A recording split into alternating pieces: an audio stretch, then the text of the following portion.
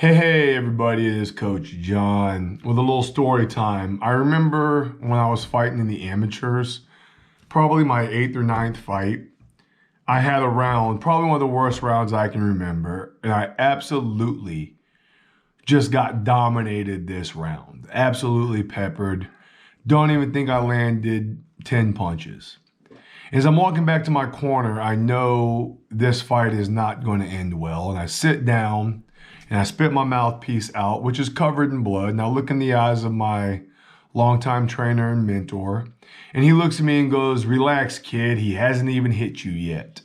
And without missing a beat, I looked back at him and went, "Then maybe you should look at the referee because somebody in there is knocking the hell out of me." And I pretty much told him I was done. I had no shot. I knew what I was up against, and it was not going to end well. Well, he didn't listen. He told me to toughen up, and he pushed me out for another round. Well, I remember the round like it was yesterday. Still, he got me on the ropes, and he's working me over, and I was doing my best I could to try and grab on and buy myself some time. And an opportunity came in, and I feinted with a jab, and I caught him with a jab, and I set up for a right hook. And he rolled underneath the right hook and hit me. He hit me with what amounted to feeling like getting hit with a brick on the end of his hand. And while I was not knocked out or out on my feet, I sure as hell didn't know where I was at.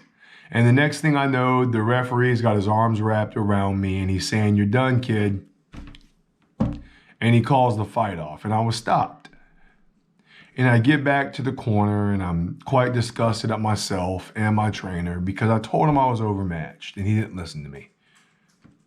And we get back to where we're changing at, and they're taking the tape off, and he sits down next to me and goes, "I should have listened. I'm sorry. I shouldn't have sent you back out for that round." And I kind of looked at him and I don't recall what I said. I just remember he apologized, and it was not his nature, it wasn't his MO, but he apologized and admitted he was wrong. And as I talk about mental health,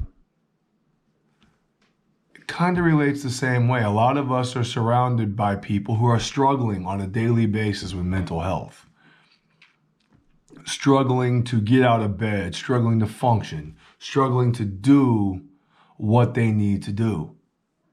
And I want to ask ourselves, are we giving them the right support?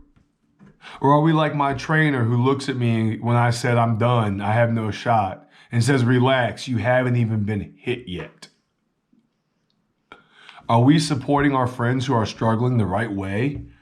Or are we pushing them back out there to the wolves to get hurt or to hurt somebody else?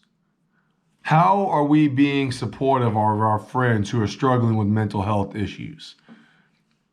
There's an old expression, if you're not in the arena getting your ass kicked, I'm not interested in your feedback. And that kind of goes to what I'm saying. If you have a friend struggling with mental health, struggling with depression, anxiety, or some of the things I talk about, then it's your responsibility sometimes to just listen. Be that sympathetic ear. Be that supporting ear. Protect them if they need it. Listen to their cries for help. Don't gaslight them. Don't tell them they haven't been hit yet. Don't tell them it's not that bad. Sometimes the best advice you can give is to shut up, to listen, to be a listening ear, to be a supporting ear, to be the shoulder they can cry on. Sometimes the best thing you can do for a friend struggling with mental health issues, struggling with depression, struggling with anxiety. There's an old song that says, "You said it best when you said nothing at all." Sometimes that's the truth. Sometimes you just need to listen and support your friends when they're struggling with their issues. Support people when they're struggling. Don't tell them they haven't been hit yet. Don't tell them it could get worse. Just shut up and listen. Sometimes shutting up and listening can save a life, can stop them from being in trouble. Don't marginalize what your friends are going through when it comes to mental health, depression, anxiety, issues like that. Support them. Listen. Don't put them back out in harm's way by your callous or careless words. This is Coach John. I'm going to continue to talk about mental health because, like I said, I deal with it. I struggle with it. I'm battling it. Take care of yourselves. Take care of one another. Love each other. This is Coach John. See you in the ring.